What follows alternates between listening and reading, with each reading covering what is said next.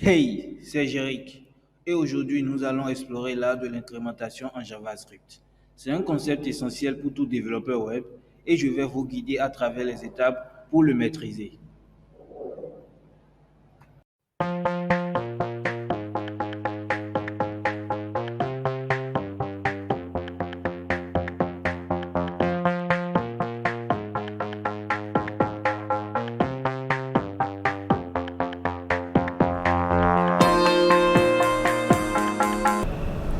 Alors, dans cette nouvelle vidéo, nous allons voir comment incrémenter et décrémenter avec JavaScript.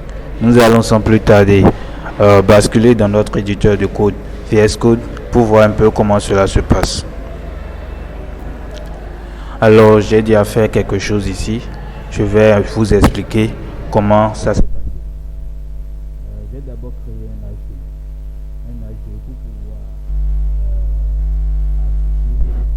afficher à l'écran. Après cela, j'ai créé un bouton plus pour pouvoir incrémenter et un bouton moins pour pouvoir décrémenter. Je les ai englobés dans une div. Pourquoi? Pour pouvoir faire un peu de CSS et un peu styliser la page. Mais c'est pas trop ce qui nous concerne dans cette vidéo. C'est la partie script. C'est la partie très importante de la vidéo. C'est la partie JavaScript. Voilà. Donc nous voilà dans la partie JavaScript.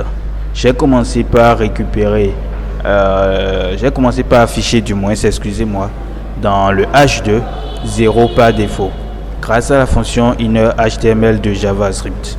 Grâce à la fonction innerHTML de JavaScript. La fonction innerHTML fait quoi? La fonction innerHTML permet de modifier le contenu dans un H2, permet de modifier le contenu dans une balise. C'est pas dans une H2 forcément, mais dans une balise HTML. Après, j'ai commencé par créer une fonction plus, dans laquelle j'ai commencé par déclarer la variable num, dans laquelle j'ai récupéré le contenu du H2 grâce à document.getElement by id num, puisque l'id du H2 c'est num. Maintenant, j'ai utilisé la fonction passInt, puisque quand JavaScript récupère le contenu du H2, il récupère ça en tant que chaîne.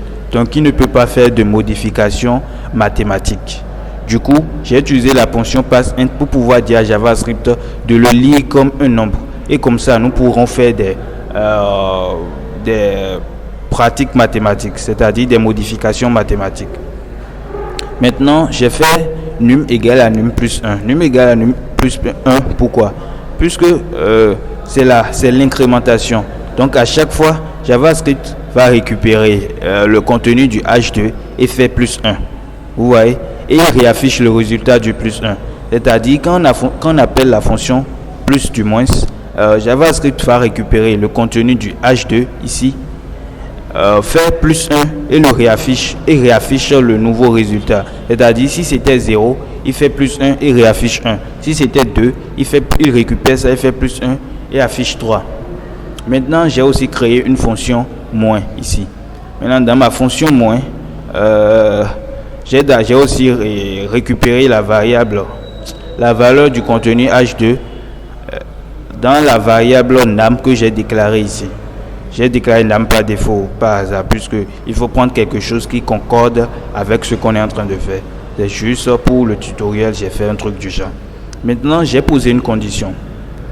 Une condition dans laquelle j'ai dit if nam est supérieur ou égal à 1. Pourquoi j'ai dit if nam est supérieur ou égal à 1? Parce que lors de la décrémentation, JavaScript fait moins 1.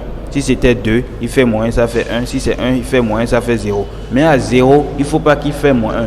Il faut que la décrémentation s'arrête à 0. Vous voyez? Il faut que la décrémentation s'arrête à 0. Donc, je lui ai posé une condition.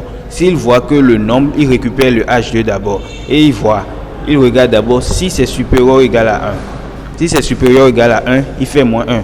Si ce n'est pas supérieur à 1, si ce n'est ni égal à 1, donc 0, il ne fait rien. Et j'ai réaffiché le résultat ici.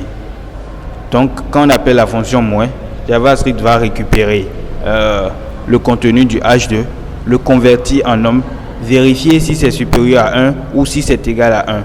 Va faire moins 1 et après le réafficher. Maintenant, j'ai récupéré le bouton plus dans la variable ajouter grâce à la fonction document.getElement by id plus, et j'ai aussi récupéré le bouton moins dans la variable enlever.